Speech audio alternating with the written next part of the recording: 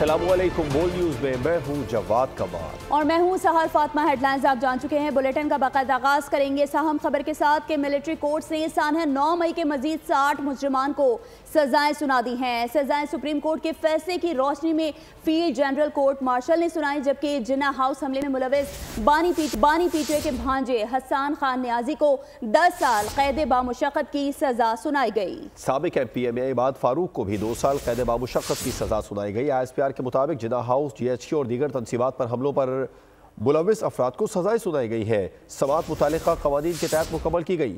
मुजरिमों के पास अपील का कानूनी हक बरकरार है और सबूतों की बुनियाद पर मुजरिमान को सजाएं सुना दी गईं। DG ISPR अहमद शरीफ चौधरी ने प्रेस कॉन्फ्रेंस में कहा था कि 9 मई कोई ढकी छुपी चीज़ नहीं। इस इंतशार के सबूत आज हर शख्स के पास मौजूद हैं। पूरी कौम जानती है कैसे अफवाज पाकिस्तान, खुफिया एजेंसीज और सिपह सालार के खिलाफ जहरीला बयानिया बनाया गया। एक जमात ने फॉल्स फ्लैग ऑपरेशन का बयानिया बनाया, लेकिन कौम हकीकत जानती है। आप सबको हमेशा बेवकूफ नहीं बना सकते। कोई ढकी छुपी चीज नहीं है। इसके जो नाकाबिले तरदीद शवाहिद जो उनसे हैं वो अवाम के पास भी हैं, अफवाज के पास भी, हम सब के पास है। हम सब ने अपनी आंखों से इस वाकये को होते देखा। हम सब ने देखा कि किस तरीके से लोगों की जहन साजी की गई, उनको अफवाज के खिलाफ, उसकी लीडरशिप के खिलाफ, एजेंसियों के खिलाफ, इदारों के खिलाफ झूठ और प्रोपेगेंडे से उनके जहन बनाए गए। हमने देखा कि किस तरह कुछ सियासी लीडर्स ने चुन चुन के अहदाफ दिए कि इधर हमला करो, इधर हमला करो। हमने देखा कि चंद घंटों में पूरे मुल्क में मुख्तलिफ जगहों पे सिर्फ फौजी तंसीबात पर हमले कराए गए। और इन वाकयात को आपने भी देखा, कैमरे की आंख ने फिल्म बंद भी किया। और जब ये शवाहिद और ये सारी चीजें लोगों के सामने आई तो आपने अवाम का गुस्सा और रद्द-ए-अमल भी देखा। आपने ये भी देखा कि किस तरह अवाम ने उस इंतशारी टोले से पीछे हटी। तो जब ये खुल के सामने आ गया तो वो दूसरा फरेब और दूसरा झूठ और दूसरा प्रोपेगेंडा शुरू किया गया कि ये फॉल्स फ्लैग ऑपरेशन है, ये तो पता ही नहीं क्या हुआ, कौन कर गया, कैसे कर गया। ऐसे ही लोगों के लिए कहा गया है, you can fool all the people some of the time, some of the people all the times, but you can not fool all the people all the time.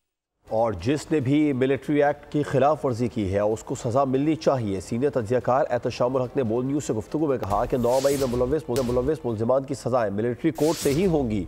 वाक़यात के तमाम शवाहिद मौजूद हैं। मुजरिमान को सुप्रीम कोर्ट और हाई कोर्ट में appeal का हक है। 9 मई का ये मामला, इसको जरा मेरा ख्याल है गहरी नजर से देखा जाए तो ये वही 9 मई है जिसपे सजाएं सुनाएंगे। और ये जो लोग इसमें इन्वॉल्व होंगे मिलिट्री इंस्टॉलेशन पे हमलों के और जो ऑफिशियल सीक्रेट की खिलाफ वर्जी करेंगे, वो डेफिनेटली वो उनका दायरा जो है ना उसको वसी करके उनकी सजाएं मिलिट्री कोर्ट से हो सकती है।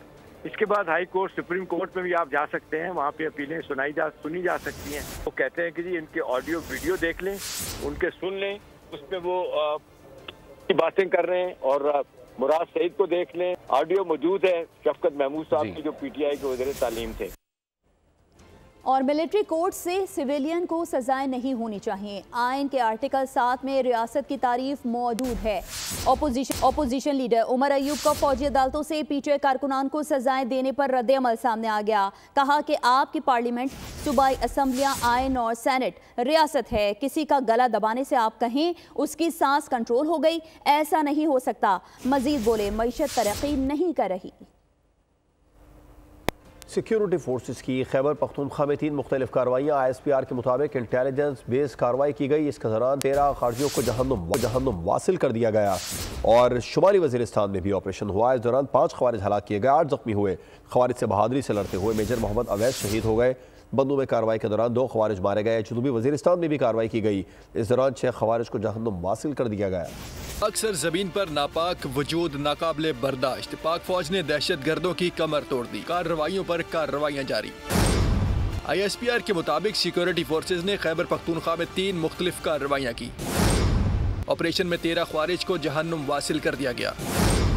जिला बन्नू के इलाके जानी खेल में 2 ख्वारिज हलाक हुए। दूसरी कार्रवाई शुमाली वजीरिस्तान में की गई। फायरिंग के तबादले में 5 ख्वारिज मारे गए जबकि 8 जख्मी हुए। ख्वारिज से बहादुरी से लड़ते हुए मेजर मोहम्मद अवैस शहीद वतन पर कुर्बान हो गए। 33 साल मेजर मोहम्मद अवैस का ताल्लुक नारोवाल से है। मेजर मोहम्मद अवैस ने 10 साल तक दिफाई वतन का मुकद्दस फरीजा सर अंजाम दिया। तीसरी कार्रवाई जनूबी वजीरिस्तान में की गई जिसमें 6 ख्वारिज को जहन्नुम वासिल किया गया। 8 जख्मी हुए। ISPR के मुताबिक फितना अल ख्वारिज के खात्मे के लिए इलाके में ऑपरेशन जारी है। सिक्योरिटी फोर्सेज दहशत गर्दी के खात्मे के लिए पुरअज़्म है। बहादुर सपूतों की कुर्बानियाँ हमारे अज़्म को मजीद मजबूत करती हैं।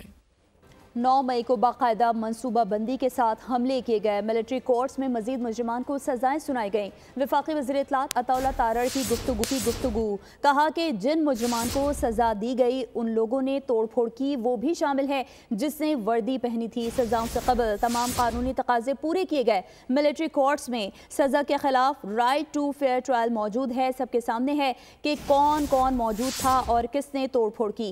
मास्टरमाइंड और मनसूबा साजों को भी कैफरे किरदार तक पहुंचाया जाए। ये पाकिस्तान के लिए बहुत बड़ा दिन है। पाकिस्तान के दिफा के लिए, पाकिस्तान की सलामती के लिए बहुत बड़ा दिन है कि वो तमाम लोग जो इस साजिश में आलाकार बने और जिन्होंने मौके के ऊपर तोड़ फोड़ जलाओ घिराव किया, उन सबको सजाएं सुनाई गई हैं।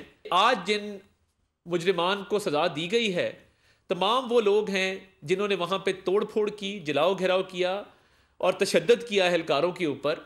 इसमें वो भी शामिल है जिसने वर्दी की बेहुरमती की थी। जो right to fair trial military court में है वो इंटरनेशनल जो हमारी ट्रीटीज़ हैं, इंटरनेशनल एग्रीमेंट्स हैं, उसके साथ कंप्लायंट है, उसके ऐन मुताबिक है। तो ये राइट टू फेयर ट्रायल को इंश्योर किया गया है। ये तमाम हुकूक तमाम जो मुजरिमान थे इसके अंदर उनको दिए गए हैं। ज़रूरत इस बात की है कि इसका जो मास्टरमाइंड है और जो साजिश के अंदर दीगर मनसूबा साज थे उनको भी कैफरे किरदार तक पहुँचाया जाए। PTI की नामजद करदा कमेटी के तहरीरी मुतालबात को देखेंगे। मुज़ाकराती कमेटी ने खुद को बैरूनी माहौल से अलग रखने का फैसला किया है। लीगी सेनेटर इरफान सिद्दीकी का बयान कहा, पाकिस्तान तहरीक इंसाफ खुद भी हुकूमत में रही है। PTI जानती है कि जेल से निकलने का कानूनी तरीका क्या है। किसी का कैद में होना डेडलॉक नहीं कहला सकता। माजी में बड़े सियासी रहनुमा लंबे अरसे तक जेलों में रहे। हुकूमती मुज़ाकराती कमेटी की तश्कील में नवाज शरीफ की मंजूरी शामिल है। वज़ारत दाखिला को बानी से मुलाकात में सहूलत देने का कहा गया था। PTI अरकान को आइंदा भी सहूलत देंगे। और अब आपको बताएं कि रिचर्ड ग्रैनल का ज़मीर अचानक जाग उठा। नवाज शरीफ की हुकूमत को PTI की मिली भगत से ख़त्म किया गया। रहनुमा नून लीग ख्वाजा साद रफ़ीक का एक्स पर बयान सामने आ गया। कहा कि 2018 के इंतखाबात में धांधली पर ज़मीर खामोश रहा। अपोजिशन रहनुमाओं की तवील कैद पर ज़मीर खामोश रहा। फ़लस्तीनियों के कत्लेआम पर ज़मीर अब भी मुर्दा है। रिचर्ड ग्रैनल का ज़मीर सिर्फ साम्राज्यी मकासद पूरे करने के लिए जागता है। इनका इंसाफ, जमहूरियत और कानून की हुक्मरानी से ताल्लुक़ नहीं है। अमरीका का मकसद चीन ब्लॉक को तोड़ना और ईरान को घेरना है। अल्लाह के फजल से पाकिस्तान मजबूत और महफूज है। हुकूमत किसी दबाव में नहीं आएगी। किसी मुल्क को हक नहीं कि वो पाकिस्तान के मामलात में मदाखलत करे। गवर्नर खैबर पख्तूनख्वा फैसल करीम कुंडी की लाड़काना में मीडिया से गुफ्तगू। तहरीक इंसाफ की KP हुकूमत पर भी शदीद तनकीद की। कहा, खैबर पख्तूनख्वा के हालात बेहतर नहीं, सूबाई हुकूमत मुकम्मल नाकाम हो चुकी है। वज़ीर आला KP 9 मई में मुलव्विस है। रियासत पर हमला करने वाला अमन नहीं दे सकता। PTI अब सिर्फ खैबर पख्तूनख्वा तक महदूद है। वफाकी हुकूमत कोई दबाव में नहीं आएगी। हमारा ये अंदरूनी मसला है। किसी भी मुल्क को ये इख्तियार हासिल है कि पाकिस्तान के अंदरूनी मामलात में जो है वो दखलांजी करे। आज कुरम का रोड सूबाई हुकूमत खोलने में नाकाम हो चुकी है। अमन व अमान कायम करने में नाकाम हो चुकी है। वज़ीर आला जिसके ऊपर खुद दहशतगर्दी के FIR हैं और जो है इंतहा पसंदी के, और वो 9 मई में मुलव्विस है। हमारी सूबाई हुकूमत ने तो हमारा सूबा दहशतगर्दों के हवाले कर दिया है। जो वफाक पे हमला करना चाहता है, जो रियासत पे हमला करना चाहता है, जिससे 9 मई किया है, वो आपको अमन देगा सूबे में। अभी जो PTI है वो सिर्फ खैबर पख्तूनख्वा तक मौजूद हो चुकी है। हुकूमत से मुज़ाकरात जारी हैं। 2 जनवरी को हुकूमती कमेटी से मुज़ाकरात अहम होंगे। मुज़ाकरात का सिलसिला 31 जनवरी तक मुकम्मल होगा। साहिबजादा हामिद रजा की मीडिया से गुफ्तगू। बोले, हमारे मुज़ाकराती एजेंडे में बानी PTI की रिहाई शामिल है। उमर अयूब साहब की सरबराही के अंदर 2 तारीख को हम हुकूमती कमेटी के साथ बैठेंगे। जो मुतालबात हैं वो हमारे 2 ही हैं। मैंने कहा था कि 9 मई, तो उसका बेहतरीन हल ये है कि एक ऐसा जुडिशल कमीशन बने जो सुप्रीम कोर्ट के सीनियर मोस्ट जजेस पर मुश्तमिल हो, ताकि एक गैर जानिबदाराना तहकीकात हो सके। इमरान खान साहब की राय किसी डील के जरिए नहीं होगी, कोई पेपर साइन करके नहीं होगा, जिस तरह कुछ लोग रात की तारीकी में पेपर साइन करके इस मुल्क से बाहर चले गए सजा याफ्ता होने के बावजूद। शहीद बेनज़ीर भुट्टो की 70वीं बरसी के मौके पर मुल्क भर से काफिलों की घड़ी खुदाबख्श आमद का सिलसिला शुरू हो चुका है। गवर्नर खैबर पख्तूनख्वा फैसल करीम कुंडी ने बोल न्यूज़ के साथ खुसूसी गुफ्तगू में कहा कि PTI वालों के साथ मुज़ाकिरात होंगे लेकिन MRO नहीं होगा। वहाँ मौजूद है हमारे नुमाइंदे शहजाद अली खान, उनसे बात करेंगे। शहजाद, मजीद क्या कहा गवर्नर खैबर पख्तूनख्वा ने? बेनज़ीर भुट्टो की बरसी कल मुल्क भर में अकीदत और एहतराम से मनाई जाएगी। गड़ी खुदाबख्श भुट्टो में काफिलों की आमद का सिलसिला जारी है। गवर्नर खैबर पख्तूनख्वा जो है वो गड़ी खुदाबख्श भुट्टो अभी पहुंचे हैं, उन्होंने मज़ार पे हाजिरी दी है, हमारे साथ मौजूद हैं, उनसे कुछ गुफ्तगू करते हैं। सर, ये बताएं कि इस वक्त जो डायलॉग का प्रोसेस चल रहा है उसको पीपल्स पार्टी कहाँ तक सपोर्ट करती है, और अगर ये कामयाब हो जाते हैं तो फिर क्या हो? देखें, मैं समझता हूँ, अप्रिशिएट करते हैं, डायलॉग्स होने चाहिए। हम तो हमेशा हमने डायलॉग्स की बात की, हमने रिकॉन्सिलिएशन की बात की है, और जब हमारी 16 महीने की हुकूमत थी उस वक्त भी हमने हुकूमत और अपनी इत्तेहादी जमातों को कन्विंस किया था कि हमें डायलॉग्स करने चाहिए। उसके बाद वो 9 मई हुआ, अभी हम कहते हैं डायलॉग्स होने चाहिए। मोहसिन नकवी कहते हैं कि अगली एपेक्स कमेटी जो है वो मैं वजीर आजम को दरख्वास्त करूंगा कि पेशावर में रखें, तो फिर आप क्या कहें? चलो, देर है दुरुस्त है, लेकिन मैं समझता हूँ कि अमन अमान के बहाली के लिए एक ठोस इक़दाम होना चाहिए। नेशनल प्लान पे जो है अमल दरामद होना चाहिए, और हमें देखना चाहिए कि हम लोगों को अमन कैसे दे सकते हैं। मीटिंग ये फोटो सेशन नहीं होनी चाहिए, प्रैक्टिकल चीज़ होनी चाहिए। गवर्नर खैबर पख्तूनख्वा हमारे साथ थे, उनका कहना था कि PTI जो है वो इस वक्त शहजाद अली खान, आपका शुक्रिया। साबिक वज़ीर-ए-आज़म शहीद बेनज़ीर भुट्टो की 70वीं बरसी कल मनाई जाएगी। मुल्क भर से काफिले घड़ी खुदाबख्श पहुंचना शुरू हो गए। लाहौर से खुसूसी ट्रेन भी रवाना हुई है। मोहतरमा बेनज़ीर भुट्टो की 70वीं बरसी, घड़ी खुदाबख्श में जलसे के इंतजामात मुकम्मल। मुल्क भर से जियालों के काफिले पहुंचना शुरू। लाहौर से खुसूसी ट्रेन चलाई गई जिस पर जुल्फ़िकार अली भुट्टो, बेनज़ीर भुट्टो समेत PP क़यादत के बैनर्स आवेजा किए गए थे। गवर्नर KP फैसल कुंडी, गवर्नर पंजाब सलीम हैदर, PP रहनुमा शाजिया मरी समेत दीगर रहनुमा घड़ी खुदाबख्श पहुँच गए। मुल्क के दीगर शहरों से भी जियालों की काफिलों की सूरत में आमद जारी है। बरसी के मौके पर सिक्योरिटी के खुसूसी इंतजामात। 27 दिसंबर की सुबह से शहदा के मज़ारों पर चादरें चढ़ाने और फातिहा ख्वानी का सिलसिला शुरू होगा, जो दिन भर जारी रहेगा। वज़ीर आज़म शहबाज शरीफ ने वफाकी काबीना का इजलास कल बुला लिया। ज़राए के मुताबिक इजलास में मुल्क की मजमूई सियासी मुआशी सूरत हाल पर जायज़ा लिया जाएगा। इजलास में फौजी अदालतों से सानह 9 मई के मुजरिमों को सजाओं पर आलमी रद्द-ए-अमल पर भी गौर होगा। काबीना की इक़्तिसादी राबता कमेटी के फैसलों की तौसीक की जाएगी। हुकूमत और अपोजिशन के दरमियान मुज़ाकरात आगे बढ़ाने और रियासती इदारों के खिलाफ मुहिम का भी जायज़ा लिया जाएगा।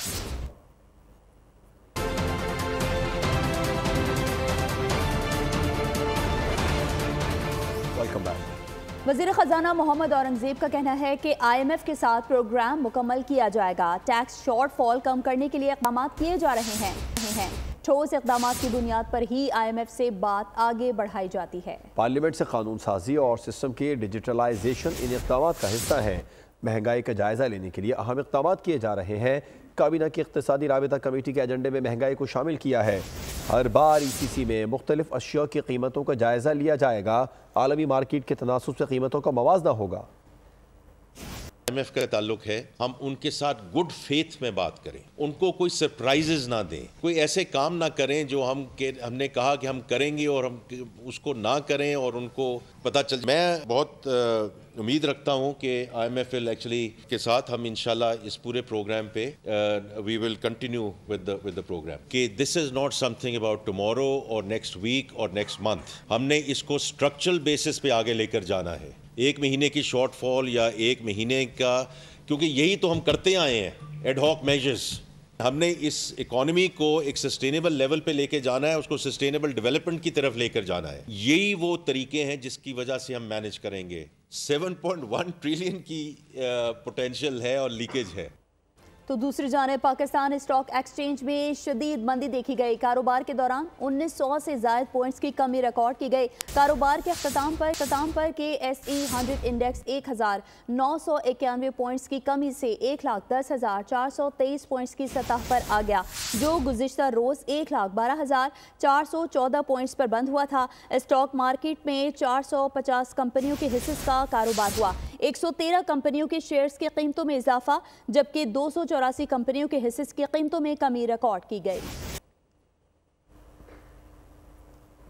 वज़ीर आला खैबर पख्तूनख्वा अली अमीन गंडापुर को इश्तिहारी करार देने की कार्रवाई शुरू कर दी गई है। इंसदाद दहशतगर्दी अदालत ने 26 नवंबर को इस्लामाबाद में PTI के एहतजाज के मुकदमे में अली अमीन गंडापुर के खिलाफ कार्रवाई का आगाज़ कर दिया। इंसदाद दहशतगर्दी अदालत के जज अमजद अली शाह ने अली अमीन गंडापुर का इश्तिहार जारी कर दिया।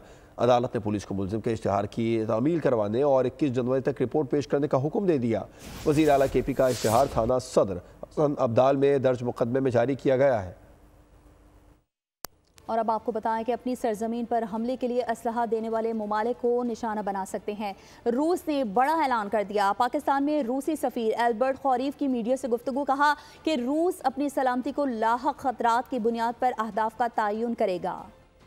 उधर शदीद सर्दी ने गजा के बेघर बासियों की मुश्किलात बढ़ा दी हैं। कंबल और गर्म कपड़ों से महरूम लाखों लोग खेमों में जिंदगी गुजारने पर मजबूर हैं। अक़वाम मुत्तहिदा के मुताबिक तकरीबन 1 मिलियन लोगों को गर्म कपड़ों और कंबलों की ज़रूरत है।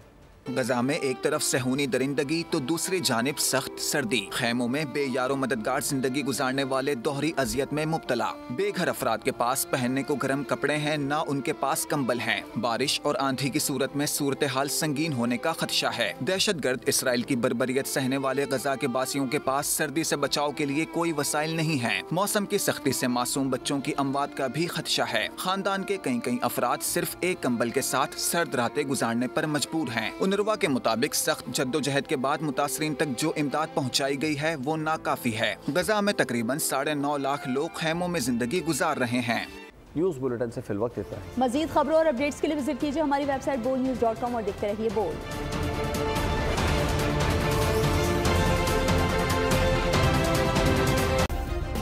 सब्सक्राइब करें और बेल दबाएं ताकि कोई खबर रह न जाए।